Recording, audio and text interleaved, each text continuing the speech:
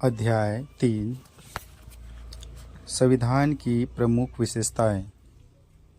Salient features of the constitutions. प्रस्तावना।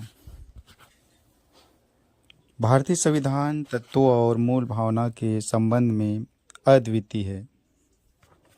हालांकि इसके कई तत्व विश्व के विभिन्न संविधानों से उधार लिए गए हैं। भारतीय संविधान के कई ऐसे तत्व हैं जो उसे अन्य देशों के संविधानों से अलग पहचान प्रदान करते हैं। यह बात ध्यान देने योग्य है कि सन 1949 में अपनाए गए संविधान के अनेक वास्तविक लक्षणों में महत्वपूर्ण परिवर्तन हुए हैं। विशेष रूप से 7वें, 42वें, 44वें, 73वें, 74वें एवं 97वें संशोधन में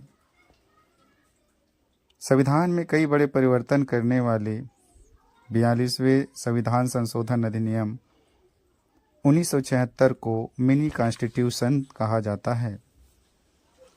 हालांकि केशवानंद भारती मामले 1973 में सर्वोच्च न्यायालय ने व्यवस्था दी थी कि अनुच्छेद 368 के तहत संसद को मिली संवैधानिक शक्ति संविधान के मूल ढांचे को बदलने की अनुमति नहीं देती।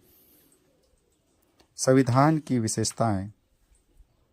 संविधान के वर्तमान रूप में इसकी विशेषताएं निम्नलिखित है। पहला,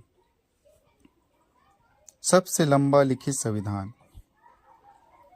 संविधान को दो वर्गों में विभाजित किया जाता है, लिखित जैसे अमेरिका संविधान और अलिखित जैसे ब्रिटेन का संविधान। भारत का संविधान विश्व का सबसे लंबा लिखित संविधान है। यह बहुत वृहद, समग्र और विस्तृत दस्तावेज है। मूल रूप से 1949 संविधान में एक प्रस्तावना, 395 अनुच्छेद, 22 भागों में विभक्त और 8 अनुसूचियां थी।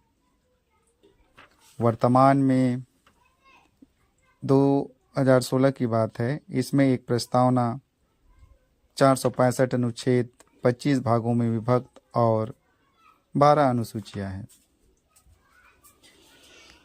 सन 1951 से हुए विभिन्न संशोधनों ने करीब 20 अनुच्छेद व एक भाग 7 को हटा दिया है और उसमें करीब 90 अनुच्छेद 4 भागों 4 का, 9 का, 9 का और 14 का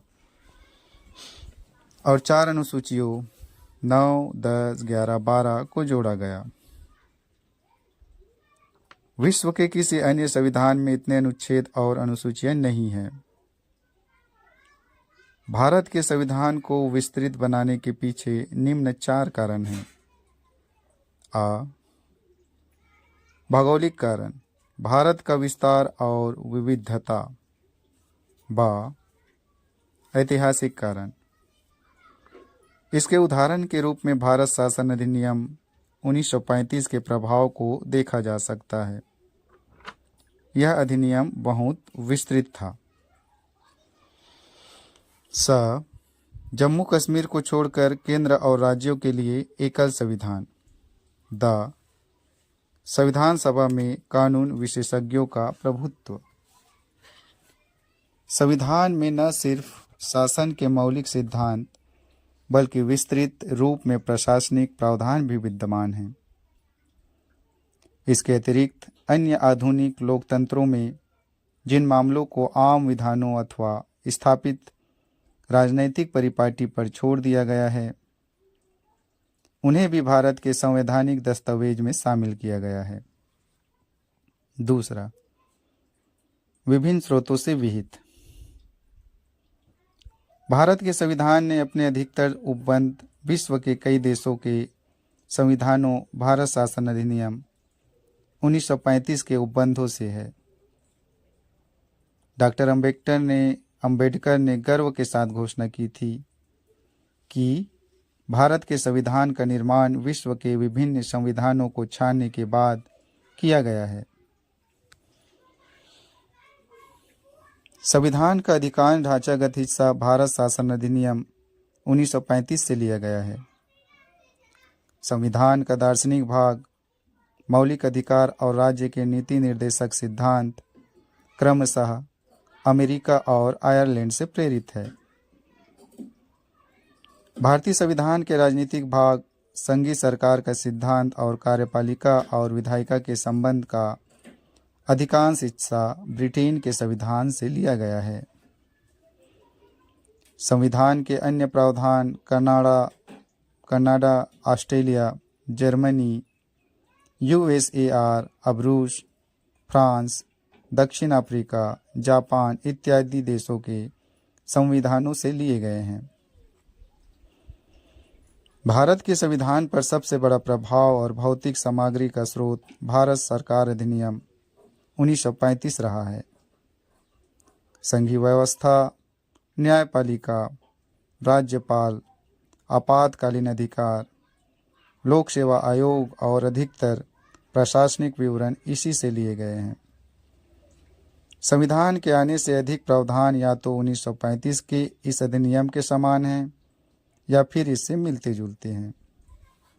तीसरा, नम्यता एवं अनम्यता का समन्वय। संविधानों को नम्यता और अनम्यता की दृष्टि से भी वर्गीकृत किया जाता है। कठोर या अनम्य संविधान उसे माना जाता है जिसमें संशोधन करने के लिए विशेष प्रक्रिया की आवश्यकता हो। उदाहरण के लिए अमेरिकी संविधान। लचीला या नम्य संविधान वह कहलाता है जिसमें संशोधन की प्रक्रिया वही हो जैसे किसी आम कानूनों के निर्माण की, जैसे ब्रिटेन का संविधान। भारत का संविधान न तो लचीला है और न ही कठोर, बल्कि यह दोनों का मिला जुला रूप है। अनुच्छेद 368 में दो तरह के संशोधनों का प्रावधान है। कुछ उपबंधों को संसद में विशेष बहुमत से संशोधित किया जा सकता है। उदाहरणार्थ, दोनों सदनों में उपस्थित और मतदान में भाग लेने वाले सदस्यों का 2/3 बहुमत और प्रत्येक सदन में कुल सदस्यों का बहुमत, जो कि 50% से अधिक है। कुछ अन्य प्रावधानों को संसद के विशेष बहुमत और कुल राज्यों के आधे से अधिक राज्यों के अनुमोदन से ही संशोधित किया जा सकता है। इसके अलावा संविधान के कुछ प्रावधान आम विधायी प्रक्रिया की तरह संसद में सामान्य बहुमत के माध्यम से संशोधित किए जा सकते हैं। उल्लेखनीय है कि ये संशोधन अनुच्छेद 368 के अंतर्गत नहीं आते। चौथा, एकात्मकता की ओर झुकाव के साथ संघीय व्यवस्था। भारत का संविधान संघीय सरकार की स्थापना करता है।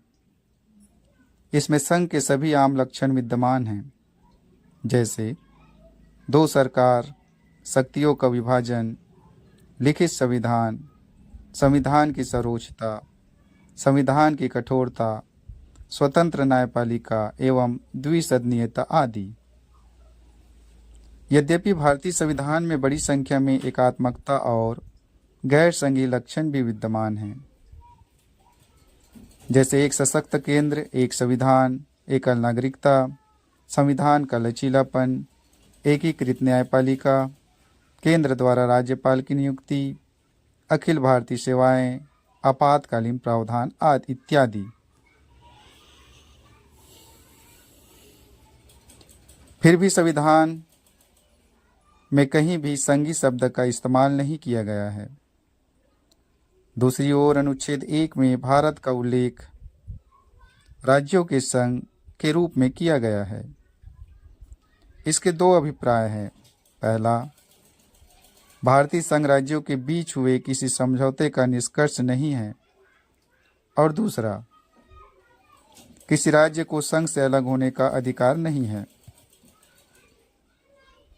इसी वजह से भारतीय संविधान को निम्नांकित नाम दिए गए हैं, जैसे कि एकात्मकता की भावना में संघ, अर्थ संघ, के सिवेरे ने कहा। Bargaining federalism, Morris Jones, cooperative federalism, Granville Austin ने कहा। Federation with the centralising tendency, Ivor Jennings व अन्य ने कहा। पांचवा, सरकार का संसदीय रूप। भारतीय संविधान ने अमेरिका की अध्यक्षीय प्रणाली की बजाय ब्रिटेन के संसदीय तंत्र को अपनाया है। संसदीय व्यवस्था विधायिका और कार्यपालिका के मध्य समन्वय व सहयोग के सिद्धांत पर आधारित है, जबकि अध्यक्षीय प्रणाली दोनों के बीच शक्तियों के विभाजन के सिद्धांत पर आधारित है। संसदीय प्रणाली को सरकार के वेस्टमिंस्टर रूप, उत्तरदायी सरकार और मंत्रिमंडलीय सरकार के नाम से भी जाना जाता है। संविधान केवल केंद्र में ही नहीं बल्कि राज्य में भी संसदीय प्रणाली की स्थापना करता है। भारत में संसदीय प्रणाली की विशेषताएं निम्नलिखित है। पहला, वास्तविक व नाम मात्र के कार्यपालकों की उपस्थिति। दूसरा, बहुमत वाले दल की सत्ता। तीसरा, विधायिका के समक्ष कार्यपालिका की संयुक्त जवाबदेही। चौथा, विधायिका में मंत्रियों की सदस्यता। पांचवा, प्रधानमंत्री या मुख्यमंत्री का नेतृत्व। छठा, निचले सदन का विघटन, लोकसभा अथवा विधानसभा। हालांकि भारतीय संसदीय प्रणाली बड़े पैमाने पर ब्रिटिश संसदीय प्रणाली पर आधारित है, फिर भी दोनों में कुछ मूलभूत अंतर है। उदाहरण के लिए ब्रिटिश संसद की तरह भारतीय संसद संप्रभु नहीं है। इसके अलावा भारत का प्रधान निर्वाचित व्यक्ति होता है, गणतंत्र, जबकि ब्रिटेन में उत्तराधिकारी व्यवस्था है। किसी भी संसदीय व्यवस्था में, चाहे वह भारत की हो अथवा ब्रिटेन की, प्रधानमंत्री की भूमिका अत्यंत महत्वपूर्ण हो गई है। जैसा कि राजनीति के जानकार इसे प्रधानमंत्रीय सरकार का नाम देते हैं। छठा, संसदीय संप्रभुता एवं न्यायिक सर्वोच्चता में समन्वय। संसद की संप्रभुता का नियम ब्रिटिश संसद से जुड़ा है, जबकि न्यायपालिका की सर्वोच्चता का सिद्धांत अमेरिका के सर्वोच्च न्यायालय से लिया गया है। जिस प्रकार भारतीय संसदीय प्रणाली ब्रिटिश प्रणाली से भिन्न है, ठीक उसी प्रकार भारत में सर्वोच्च न्यायालय की न्यायिक समीक्षा शक्ति अमेरिका सर्वोच्च न्यायालय से कम है। ऐसा इसलिए है क्योंकि अमेरिकी संविधान में विधि की नियत प्रक्रिया का प्रावधान है, जबकि भारतीय संविधान में विधि द्वारा स्थापित प्रक्रिया अनुच्छेद 21 का प्रावधान है। इसलिए भारतीय संविधान निर्माताओं ने ब्रिटिश की संसदीय संप्रभुता और अमेरिका की न्यायपालिका सर्वोच्चता के बीच उचित संतुलन बनाने को प्राथमिकता दी। एक ओर जहां सर्वोच्च न्यायालय अपनी न्यायिक समीक्षा की शक्तियों के तहत संसदीय कानूनों को असंवैधानिक घोषित कर सकता है, वहीं दूसरी ओर संसद अपनी संवैधानिक शक्तियों के बल पर संविधान के बड़े भाग को संशोधित कर सकती है। सातवां, एकीकृत व स्वतंत्र न्यायपालिका। भारतीय संविधान एक ऐसी न्यायपालिका की स्थापना करता है जो अपने आप में एकीकृत होने के साथ साथ स्वतंत्र है। भारत की न्याय व्यवस्था में सर्वोच्च न्यायालय शीर्ष पर है। इसके नीचे राज्य स्तर पर उच्च न्यायालय है। राज्यों में उच्च न्यायालय के नीचे क्रमवार अधीनस्थ न्यायालय है, जैसे जिला अदालत व अन्य निचली अदालतें। न्यायालयों का एकल तंत्र केंद्रीय कानूनों के साथ साथ राज्य कानूनों को लागू करता है। हालांकि अमेरिका में संघीय कानूनों को संघीय न्यायपालिका और राज्य कानूनों को राज्य न्यायपालिका लागू करती है। सर्वोच्च न्यायालय संघीय अदालत है, या शीर्ष न्यायालय है, जो नागरिकों के मौलिक अधिकारों की रक्षा की गारंटी देता है और संविधान का संरक्षक है। इसलिए संविधान में इसकी स्वतंत्रता के लिए कई प्रावधान किए गए हैं, जैसे न्यायाधीशों के कार्यकाल की सुरक्षा, न्यायाधीशों के लिए निर्धारित सेवा शर्तें, भारत की संचित निधि से सर्वोच्च न्यायालय के सभी खर्चों का वहन, विधायिका में न्यायाधीशों के कामकाज पर चर्चा पर रोक, सेवानिवृत्ति के बाद अदालत में कामकाज पर रोक, अवमानना के लिए दंड देने की सख्ती, कार्यपालिका से न्यायपालिका को अलग रखना इत्यादि। 8वां मौलिक अधिकार। संविधान के तीसरे भाग में 6 मौलिक अधिकारों का वर्णन किया गया है। ये अधिकार है: पहला, समानता का अधिकार, अनुच्छेद 14 से 18। दूसरा, स्वतंत्रता का अधिकार, अनुच्छेद 19 से 22। तीसरा, शोषण के विरुद्ध अधिकार, अनुच्छेद 23 से 24। चौथा, धार्मिक स्वतंत्रता का अधिकार, अनुच्छेद 25 से 28। पांचवा, संस्कृति व शिक्षा का अधिकार, अनुच्छेद 29 से 30। छठा, संवैधानिक उपचारों का अधिकार, अनुच्छेद 32। मौलिक अधिकार का उद्देश्य वस्तुतः राजनीतिक लोकतंत्र की भावना को प्रोत्साहन देना है। यह कार्यपालिका और विधायिका के मनमाने कानूनों पर निरोधक की तरह काम करते हैं। उल्लंघन की स्थिति में इन्हें न्यायालय के माध्यम से लागू किया जा सकता है।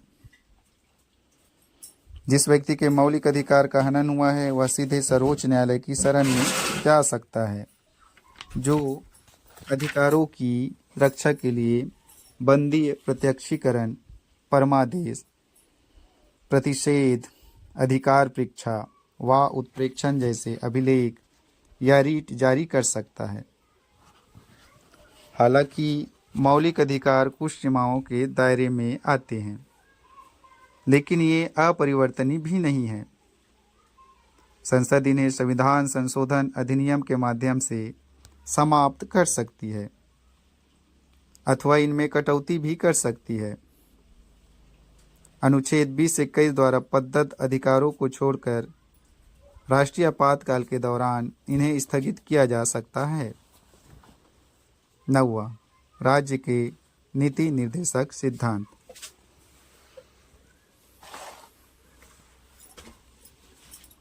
Doctor B R. अम्बेडकर के अनुसार राज्य के नीति निर्देशक सिद्धांत भारतीय संविधान की अनूठी विशेषता है। इनका उल्लेख संविधान के चौथे भाग में किया गया है। इन्हें मोटे तौर पर 3 वर्गों में विभाजित किया जा सकता है: सामाजिक, गांधीवादी तथा उदार बौद्धिक। नीति निर्देशक तत्वों का कार्य सामाजिक व आर्थिक लोकतंत्र को बढ़ावा देना है। इनका उद्देश्य भारत में एक कल्याणकारी राज्य की स्थापना करना है। हालांकि मौलिक अधिकारों की तरह इन्हें कानून रूप में लागू नहीं किया जा सकता। संविधान में कहा गया है कि देश की शासन व्यवस्था में ये सिद्धांत मौलिक है और यह देश की जिम्मेदारी है कि वह कानून बनाते समय इन सिद्धांतों को अपनाएं। इसलिए इन्हें लागू करना राज्यों का नैतिक कर्तव्य है, किंतु इनकी पृष्ठभूमि में वास्तविक शक्ति राजनैतिक है, अर्थात जनमत। मिनर्वा मिल्स मामले 1980 में सर्वोच्च न्यायालय ने कहा था कि भारतीय संविधान की नींव मौलिक अधिकारों और नीति निर्देशक सिद्धांतों के संतुलन पर रखी गई है।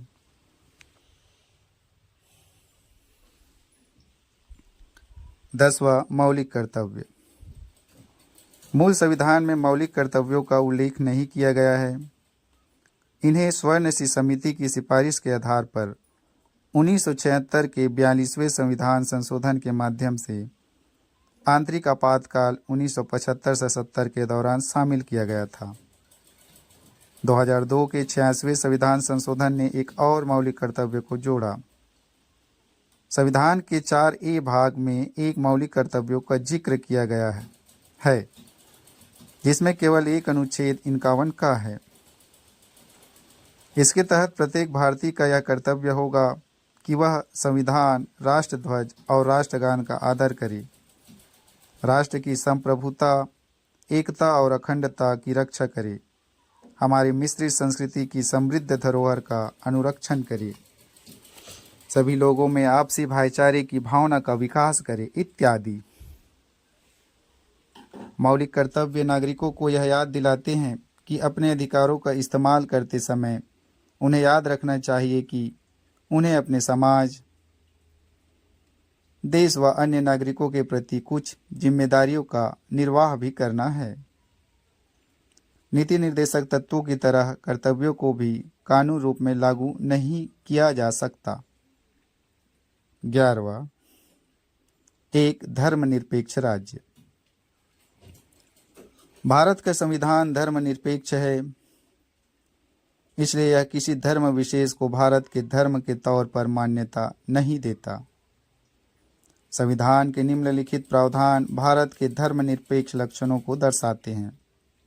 पहला, वर्ष 1976 के 42वें संविधान संशोधन द्वारा संविधान की प्रस्तावना में धर्मनिरपेक्ष शब्द जोड़ा गया। दूसरा, प्रस्तावना हर भारतीय नागरिक की आस्था, पूजा अर्चना व विश्वास की स्वतंत्रता की रक्षा करती है। तीसरा, किसी भी व्यक्ति को कानून के समक्ष समान समझा जाएगा और उसे कानून की समान सुरक्षा प्रदान की जाएगी। अनुच्छेद 14। चौथा, धर्म के नाम पर किसी प्रकार का भेदभाव नहीं किया जाएगा। अनुच्छेद 15। पांचवा, सार्वजनिक सेवाओं में सभी नागरिकों को समान अवसर दिए जाएंगे। अनुच्छेद 16। छठा, हर व्यक्ति को किसी भी धर्म को अपनाने व उसके अनुसार पूजा अर्चना करने का समान अधिकार है। अनुच्छेद 25।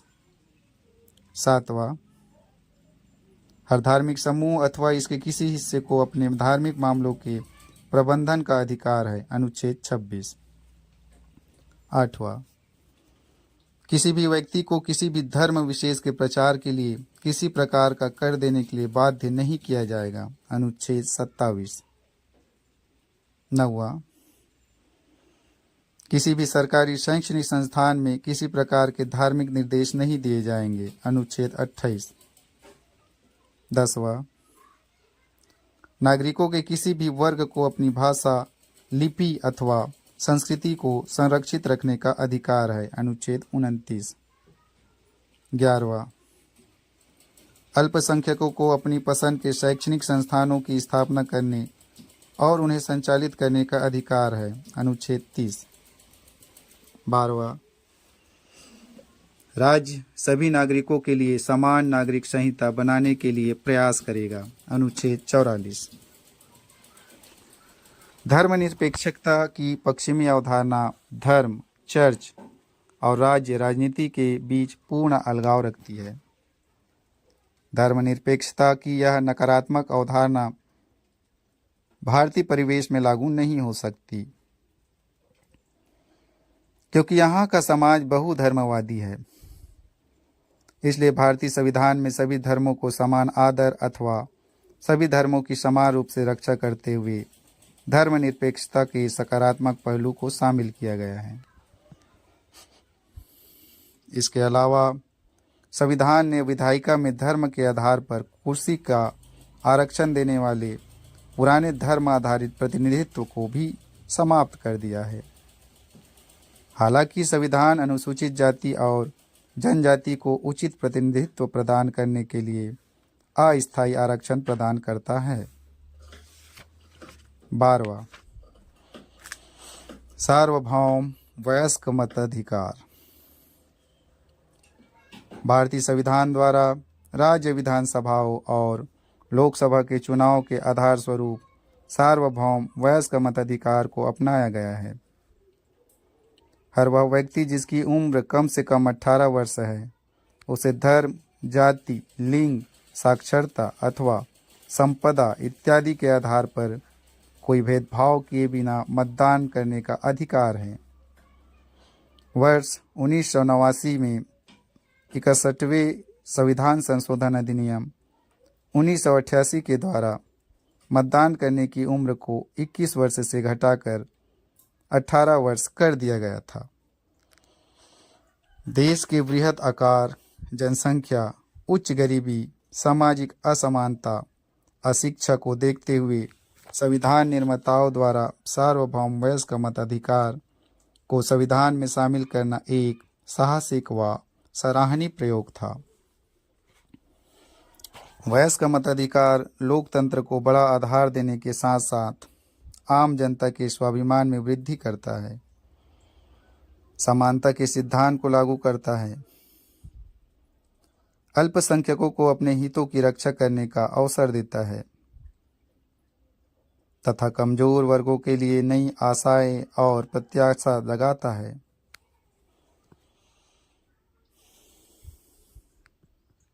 तेरह, एकल नागरिकता।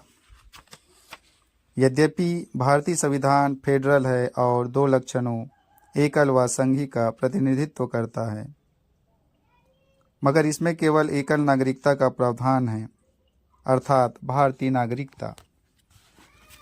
दूसरी ओर अमेरिका जैसे देशों में प्रत्येक व्यक्ति के पास न केवल देश की नागरिकता होती है, बल्कि वह जिस राज्य में रहता है उसकी भी नागरिकता होती है। इसलिए वह अधिकारों के दो समूहों का लाभ उठाता है। पहला, राष्ट्रीय सरकार द्वारा प्रदत्त तथा दूसरा, राज्य सरकार द्वारा प्रदत्त।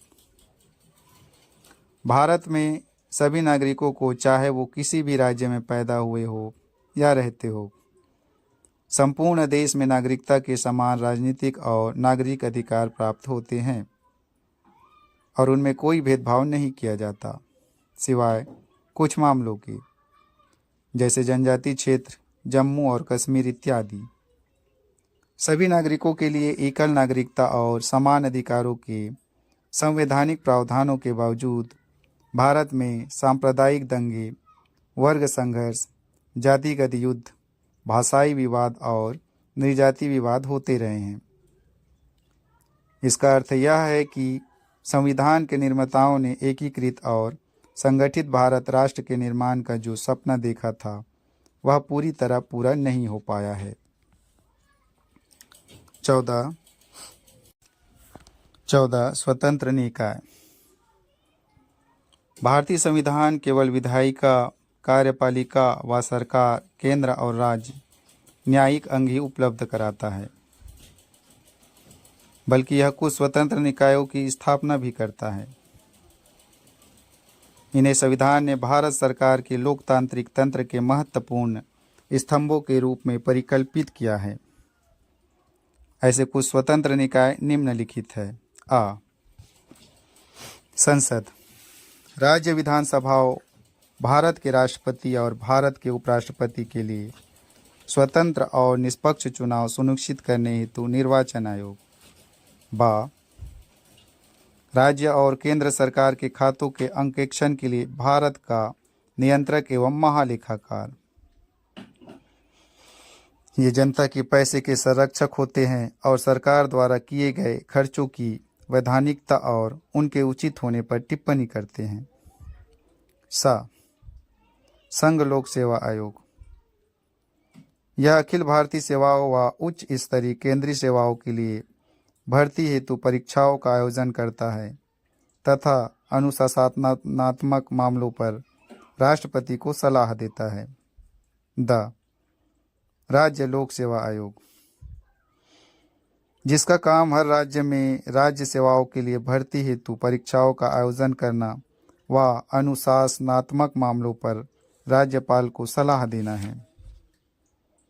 विभिन्न प्रावधानों यथा कार्यकाल की सुरक्षा, निर्धारित सेवा शर्तें, भारत की संचित निधि पर भारित विभिन्न व्यय आदि के माध्यम से संविधान इन निकायों की स्वतंत्रता सुनिश्चित करता है।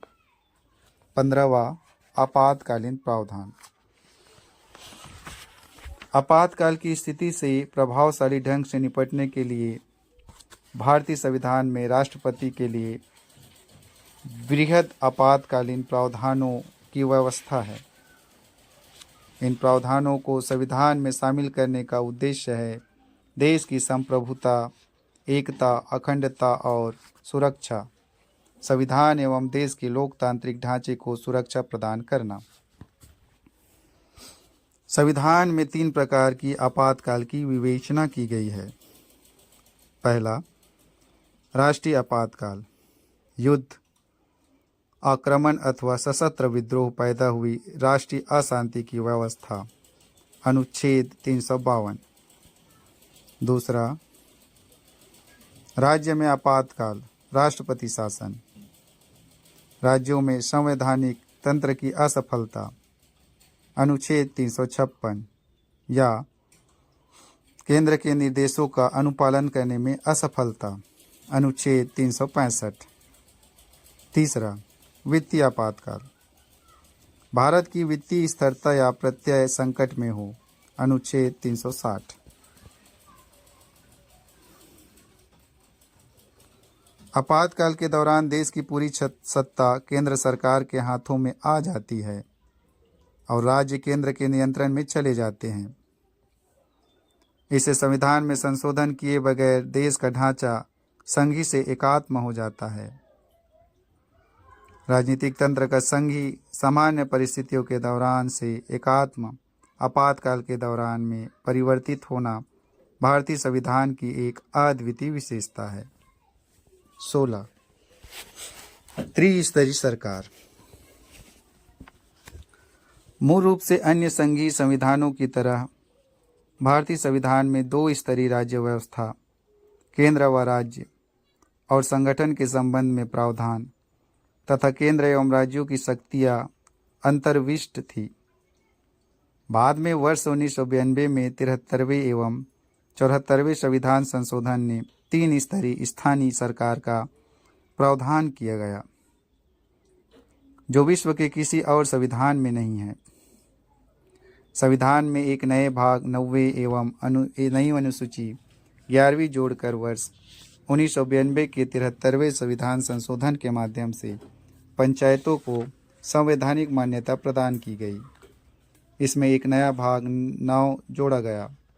इसी प्रकार से 74वें संविधान संशोधन विधेयक 1992 से ने एक नए भाग 9A तथा नई अनुसूची 12वीं को जोड़कर नगर पालिकाओं, शहरी स्थानीय सरकारों को संवैधानिक मान्यता प्रदान की। 17, सहकारी समितियां। 97वें संविधान संशोधन अधिनियम 2011 ने सहकारी समितियों को संवैधानिक दर्जा और संरक्षण प्रदान किया। इस संदर्भ में निम्न 3 परिवर्तन संविधान में इसने किए। पहला, इसने सहकारी समिति गठित करने के अधिकार को मौलिक अधिकार बना दिया, अनुच्छेद 19। दूसरा, इसने एक नया राज्य का नीति निर्देशक तत्व जोड़ा सहकारी समितियों के प्रोत्साहन देने के लिए, अनुच्छेद 43 तीसरा, इसने संविधान में एक नया भाग 9B जोड़ा सहकारी समितियां शीर्षक से, अनुच्छेद 243 ZH से लेकर 243 ZT तक। नया भाग 9B के अंतर्गत अनेक ऐसे प्रावधानों के द्वारा सुनिश्चित किया गया है कि देश भर में सहकारी समितियां लोकतांत्रिक, व्यावसायिक, स्वायत्त ढंग से तथा आर्थिक मजबूती के साथ कार्य करें। यह संसद को अंतर्राज्य सहकारी समितियों तथा राज्य विधायकों को अन्य सहकारी समितियों के लिए उपयुक्त कानून बनाने की शक्ति प्रदान करता है। संविधान की आलोचना। पहला, उधार का संविधान। दूसरा, 1935 के अधिनियम की कार्बन कॉपी। तीसरा, अभारतीय अथवा भारतीयता विरोधी। चौथा, गांधीवाद से दूर संविधान। पांचवा, महाकाय आकार। छठा, वकीलों का स्वर्ग। तालिका 3.1 भारतीय संविधान पर एक नज़र। भाग 1, संघ और उसका राज्य क्षेत्र, 1 से 4 अनुच्छेद। भाग 2, नागरिकता, 5 से 11। भाग 3, मौलिक अधिकार, 12 से 35। भाग 4, राज्य के नीति निर्देशक तत्व 36 से 51। भाग 5A मौलिक कर्तव्य। भाग 4A मौलिक कर्तव्य 51 का। भाग 5 संघ सरकार 52 से 151। अध्याय 1 कार्यपालिका 52 से 78। अध्याय 2 संसद 79 से 122। अध्याय 3 राष्ट्रपति की विधायी शक्ति 123। अध्याय 4 संघ की न्यायपालिका 124 से 147। अध्याय 5 भारत का नियंत्रक एवं महालेखा परीक्षक 148 से 151। भाग 6 राज्य सरकारी 152। अध्याय 1 साधारण 152 से 237। अध्याय 2 कार्यपालिका 153 से 167। अध्याय 3 राज्य का विधानमंडल 168 से 212। अध्याय 4 राज्यपाल की विधायी शक्तियाँ 213। अध्याय 5 राज्यों के उच्च न्यायालय 214 से 232।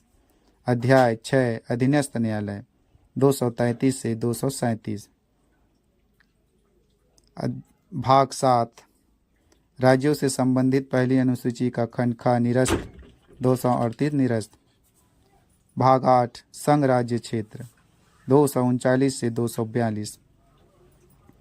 भाग 9 पंचायतें 243 से 243 नाम। भाग 9 का नगर पालिकाएँ 243 त से 243 छ। भाग 9 खा सहकारी समितियाँ 243 जेड ए से 243 जेड टी। भाग 10 अनुसूचित और जनजाति क्षेत्र 244 से 244 का। भाग 11 संघ और राज्यों के बीच संबंध 245 से 263। अध्याय 1 विधायी संबंध 245 से 255। अध्याय 2 प्रशासनिक संबंध 256 से 263। भाग 12 वित्त संपत्ति संविदाएं और वाद 264 से 301। अध्याय 1 वित्त 264 से 291। अध्याय 2 ऋण लेना 292 से 293। अध्याय 3 संपत्ति संविदाएं अधिकार बाध्यताएं और वाद 294 से 300। अध्याय 4 संपत्ति का अधिकार 300 का। भाग 13 भारत के राज्य क्षेत्र के भीतर व्यापार वाणिज्य एवं समागम 301 से 307। भाग 14 संघ और राज्यों के अधीन सेवाएं 308 से 323। अध्याय 1 सेवाएं 308 से 314। अध्याय 2 लोक सेवा आयोग 315 से 323। भाग 14 का अधिकरण 323 क से 323 खा। भाग 15 निर्वाचन 324 से 329 का। भाग 16 कुछ वर्गों से संबंधित विशेष प्रावधान 330 से 342। भाग 17 राजभाषा 343 से 351। अध्याय 1 संघ की भाषा 343 से 344। अध्याय 2 प्रादेशिक भाषाएं 345 से 347। अध्याय 3 सर्वोच्च न्यायालय उच्च न्यायालय आदि की भाषा 348 से 349। अध्याय 4 विशेष निर्देश 350 से 351। भाग 18 आपात उपबंध 352 से 360। भाग 19 प्रकीर्णन 361 से 367। भाग 20 संविधान का संशोधन 368। भाग 21 अस्थायी संक्रमणशील और विशेष उपबंध 369 से 392। भाग 22 संक्षिप्त नाम प्रारंभ हिंदी में प्राधिकृत पाठ और निरसन 393 से 395। तालिका 3.2 भारतीय संविधान के महत्वपूर्ण अनुच्छेदों पर एक नज़र। अनुच्छेद 1 संघ का नाम और राज्य क्षेत्र। अनुच्छेद 3 नए राज्यों का निर्माण और वर्तमान राज्यों के क्षेत्रों सीमाओं या नामों में परिवर्तन। अनुच्छेद 13 मूल अधिकारों को असंगत या उनका अल्पीकरण करने वाली विधियाँ। अनुच्छेद 14 विधि के समक्ष समानता। 16 लोक नियोजन के विषय में अवसर की क्षमता। 17 अस्पृश्यता का अंत। 19 वाक स्वतंत्रता आदि विषय कुछ अधिकारों का संरक्षण। 21 प्राण और दैहिक स्वतंत्रता का संरक्षण। 21 का प्राथमिक शिक्षा का अधिकार। 25 अंतःकरण की और धर्म की अबाध रूप से मानने, आचरण और प्रचार करने की स्वतंत्रता। 30 शिक्षा संस्थानों की स्थापना और प्रशासन करने का अल्पसंख्यक वर्गों का अधिकार। 31 कुछ निर्देशक तत्वों को प्रभावी करने वाली विधियों की व्यावृत्ति। 32 मौलिक अधिकारों को प्रवर्तित कराने के लिए रीत सहित उपचार। 38 राज्य लोक कल्याण की अभिवृद्धि के लिए सामाजिक व्यवस्था बनाएगा। 40 ग्राम पंचायतों का गठन। 44 नागरिकों के लिए एक समान नागरिक संहिता। 45 6 वर्ष से कम आयु वाले बालकों के लिए निःशुल्क और अनिवार्य शिक्षा का उपबंध। 46 अनुसूचित जातियां, अनुसूचित जनजाति और अन्य कमजोर वर्गों की शिक्षा और अर्थ संबंधी हितों की अभिवृद्धि। 50 कार्यपालिका से न्यायपालिका का पृथक्करण। 51 अंतर्राष्ट्रीय शांति और सुरक्षा की अभिवृद्धि। 51 का मौलिक कर्तव्य। 72 क्षमा आदि की और कुछ मामलों में दंडादेश के निलंबन, परिहार या लघुकरण की राष्ट्रपति की शक्ति। 74 राष्ट्रपति को सहायता और सलाह देने के लिए मंत्रिपरिषद। 78 राष्ट्रपति को जानकारी देने आदि के संबंध में प्रधानमंत्री के कर्तव्य। 110 धन विधेयक की परिभाषा। 112 वार्षिक वित्तीय विवरण। 123 संसद के विश्रांति काल में अध्यादेश प्रख्यापित करने की राष्ट्रपति की शक्ति।